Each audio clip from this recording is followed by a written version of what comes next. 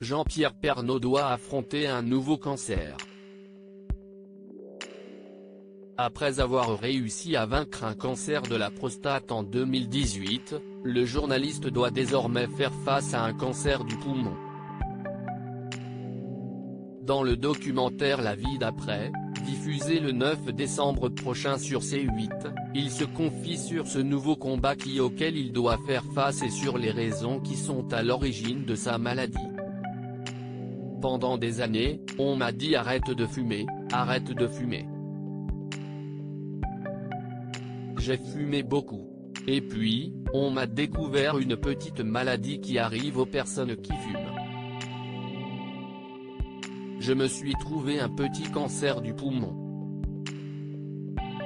Si est-il la première fois que je ne parle, a expliqué le présentateur, relaté par Le Parisien, avant d'ajouter, quand j'ai dit que j'avais un cancer de la prostate, les gens m'ont dit, ah, toi aussi ? Et quand j'ai dit que j'avais un cancer des poumons, oh merde. Mais Jean-Pierre Pernaut peut compter sur le soutien indéfectible de sa femme, Nathalie Marquet, il se bat, si est un battant. Il n'a pas le choix avec moi. L'ex-présentateur vedette du JT de 13h de TF1 a décidé de passer un scanner en avril parce qu'il a une bronchite qui ne passe pas. Quelques jours après, le verdict tombe, cancer du poumon droit. Un cancer impossible à opérer selon l'avis d'un premier hôpital, mais un second, l'hôpital Georges Pompidou à Paris, se montre plus optimiste et accepte de procéder à l'intervention. Celle-ci se déroule le 15 juillet dernier, en toute discrétion. Mais les médecins imposent une seule condition avant l'opération, que Jean-Pierre Pernaut arrête la cigarette, lui qui fume depuis plus de 50 ans.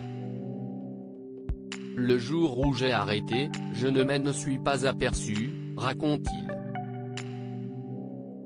Je n'ai plus fumé une cigarette depuis le 5 juillet. Je n'ai pas mis de patch. Le tabac ne me manque pas. J'aurais dû arrêter il y a plus longtemps. Si est une question de volonté. J'avais peur de mal respirer, de tousser, de grossir. Bon, j'ai pris 3 kilos en 3 mois. Promis, je vais faire de la gym, a confié le journaliste.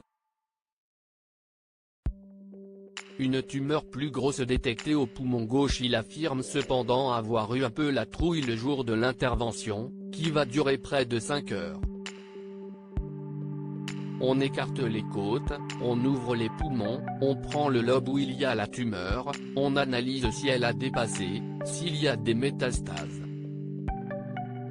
Explique-t-il dans le documentaire. Il s'est réveillé 3 jours après en soins intensifs, dans le Coaltar. Mais bonne nouvelle, la tumeur avait disparu à droite. Malheureusement, peu de temps après, en août, les médecins détectent une tumeur plus grosse, de 3,5 cm au poumon gauche, et qui n'est cette fois-ci, pas opérable. Ça serait trop lourd pour ma petite santé, précise le journaliste de 71 ans.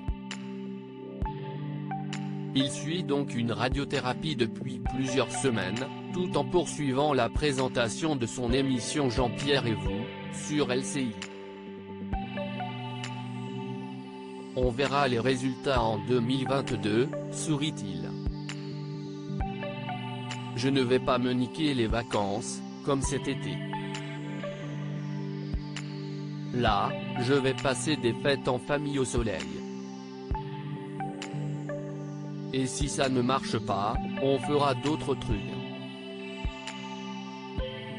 Il faut voir la vie du bon côté, conclut JPP.